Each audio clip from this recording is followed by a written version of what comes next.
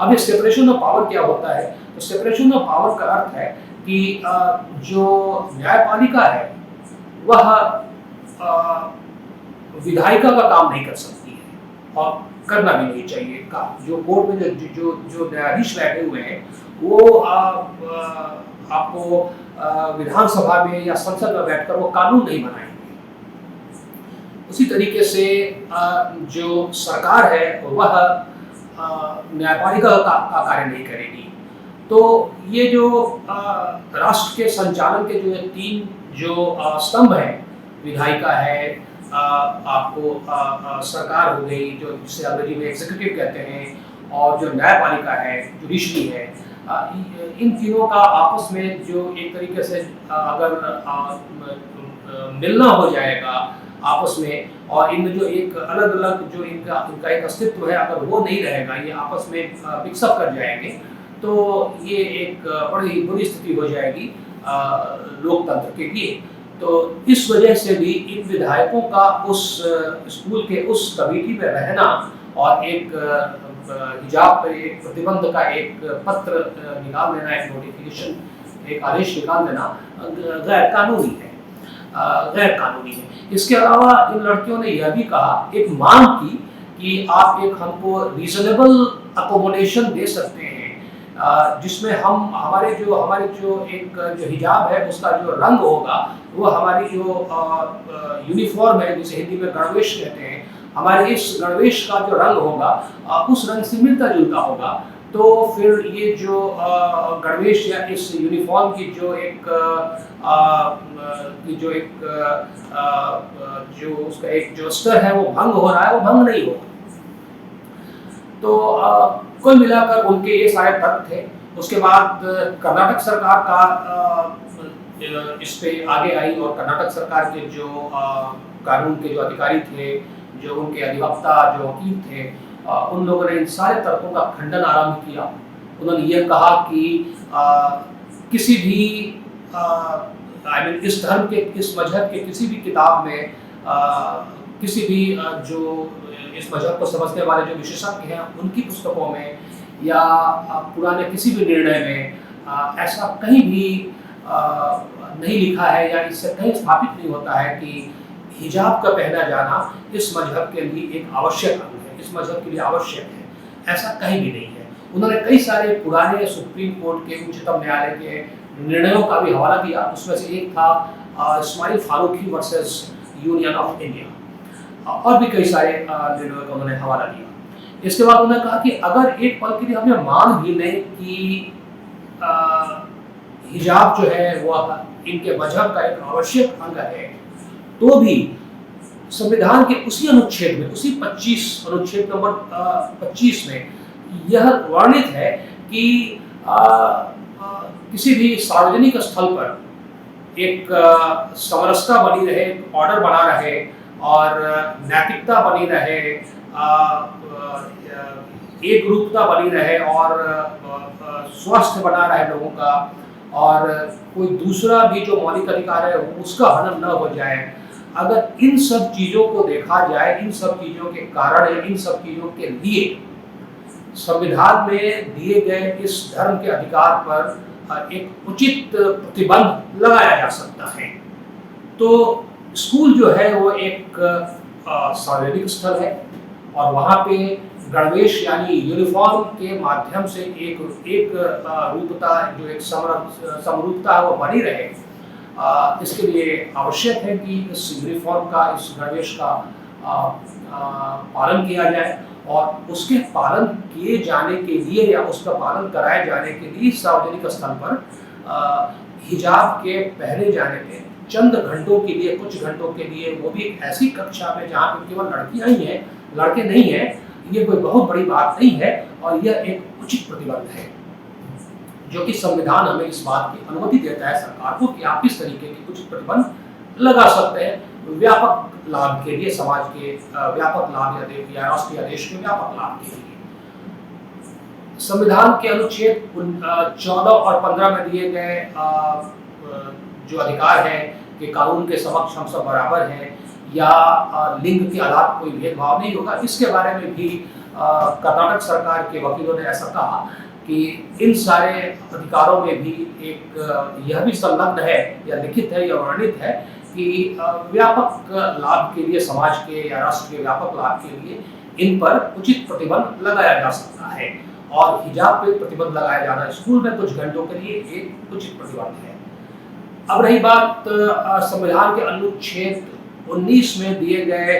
अभिव्यक्ति की स्वतंत्रता, यहाँ पे हिजाब के माध्यम से स्वतंत्रता, अभिव्यक्ति की स्वतंत्रता के अधिकार की, तो यहाँ पे भी उन्होंने कहा, कर्नाटक सरकार ने कहा कि इस अनुच्छेद में भी, अनुच्छेद 19 में भी यह लगा हुआ है या लिखा हुआ है कि राष्ट्र की एकता के लिए या ऐसी अन्य व्यापक लाभप्रद परिस्थितियों के लिए इस अधिकार पर भी हम प्रतिबंध लगा सकते हैं। तो उस हिसाब से भी चंद घंटों के लिए हिजाब का नहीं पहना जाना एक उचित प्रतिबंध है। रही बात जीवन के अधिकार की, निजता के अधिकार की, जो अनुच्छेद 21 में निहित है, तो उसके बारे में भी यही दलील दी गई कर्नाटक सरकार की ओर से कि यहाँ पे भी हम जो है एक उचित प्रतिबंध लगा सकते हैं व्यापक हित में, और ये अनुच्छेद हमें इस बात की अनुमति देता है। और इस तरीके से हिजाब पर जो प्रतिबंध लगाया गया है वो बिल्कुल ही उचित प्रतिबंध है। रही बात विद्यालय के उस कमेटी की जिसने यह प्रतिबंध का जो पत्र है या जो आदेश है वो निकाला था, तो उसके बारे में उन्होंने कहा कि ये जो डेवलपमेंट कमीशन है या डेवलपमेंट कमेटी है कॉलेज की CDC, उसका जो गठन है वो कर्नाटक एजुकेशन एक्ट 1983 के अंतर्गत हुआ है। और वह जो एक्ट है वह एक कानूनी संस्था है, कानूनी एक्ट है, और उसके तहत बनी हुई ये जो संस्था है वह भी कानूनी हो गई, इसलिए उसे पूरा अधिकार है कि वो इस तरीके के आदेश को पारित कर सके और निकाल सके। उसके बाद सेपरेशन ऑफ पावर की जो बात थी, उसके बारे में कर्नाटक सरकार ने ऐसा कहा कि वेस्टमिंस्टर जो राष्ट्र के संचालन का जो एक वेस्टमिंस्टर डेमोक्रेसी का फॉर्म है, जो तरीका है, उसमें ऐसा बिल्कुल संभव है और ऐसा होता है, ऐसा किया जा सकता है कि विधायिका के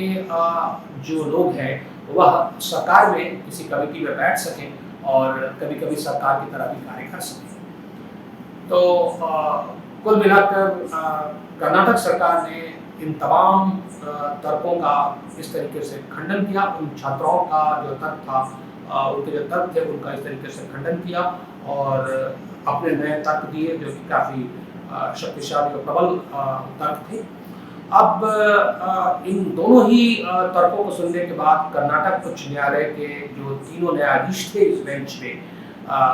वो अपना निर्णय देने के लिए बैठे और उन तीनों का निर्णय एक ही निर्णय था कि कर्नाटक सरकार ने जो प्रतिबंध लगाया है चंद घंटों के लिए विद्यालय में, स्कूल में, वो बिल्कुल ही उचित है और वो बिल्कुल ही संवैधानिक है, वो कहीं से भी गैर कानूनी नहीं है, वो बिल्कुल ही कानून सम्मत है। अपने इस बात के पक्ष में और अपनी इस बात के समर्थन में कर्नाटक उच्च न्यायालय ने कई बातें कही। उसमें उन्होंने उस मजहब के जो कानून है, उस कानून का जो स्रोत है, उन स्रोतों का वर्णन किया, उन स्रोतों पर उन्होंने चर्चा की और उन्होंने उस मजहब के जो विशेषज्ञ हैं उनकी जो पुस्तकें हैं उन पुस्तकों की चर्चा की। उच्च न्यायालय, दूसरे उच्च न्यायालय के जो और भी कई सारे निर्णय थे पुराने, उनकी चर्चा की और इन तमाम चर्चाओं के आधार पर यह कहा कि मजहब जो है इनका, इस मजहब में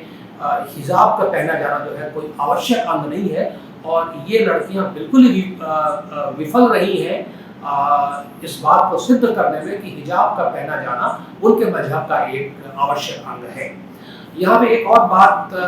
जो कह देना बड़ा आवश्यक है वो ये है कि उच्च न्यायालय ने, कर्नाटक उच्च न्यायालय ने एक और पुस्तक की चर्चा की थी जिसका नाम था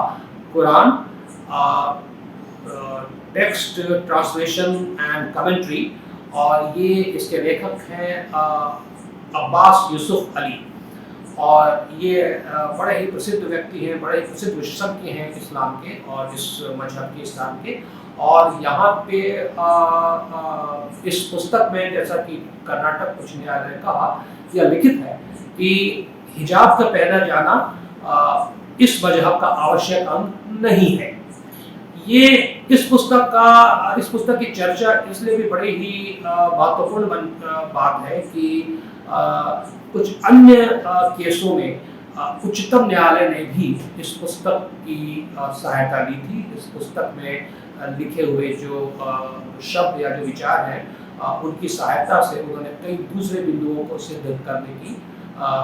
करने के लिए इस पुस्तक की सहायता ली गई थी। उसमें से एक बड़ा ही महत्वपूर्ण केस था सायरा बानो केस। तो सायरा बानो केस में भी इसी पुस्तक की चर्चा ली गई थी। इसलिए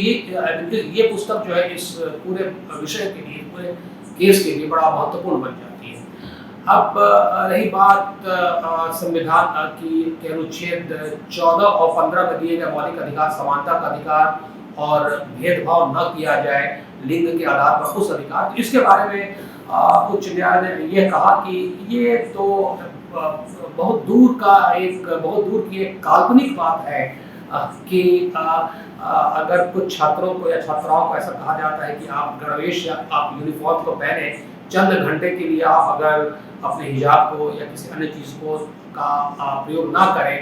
कक्षा में, तो इससे उनके समानता का अधिकार का हनन हो जा रहा है या लिंग के आधार पर उनसे भेदभाव किया जा रहा है। ये जो है ये इस बात का कोई अर्थ नहीं है, ये बिल्कुल ये निरर्थक बात है। उन्होंने कहा कि ये जो संविधान के जो अनुच्छेद हैं, जो मौलिक अधिकार रहते हैं, उनको किसी संदर्भ में देखा जाना चाहिए। और यहाँ पे संदर्भ है कि एक सार्वजनिक स्तर पर जो कि स्कूल है, वहाँ पे आप यूनिफॉर्म और जो गणवेश है उसका पालन कर रहे हैं, उसको पहन रहे हैं, ताकि एक समरूपता या समरसता आए उस पूरे विद्यालय में। तो इसे इस संदर्भ में देखा जाना चाहिए। तो यह बिल्कुल निरर्थक बात है कि संविधान के अनुच्छेद 14 और 15 का यहाँ पे उल्लंघन हो रहा है।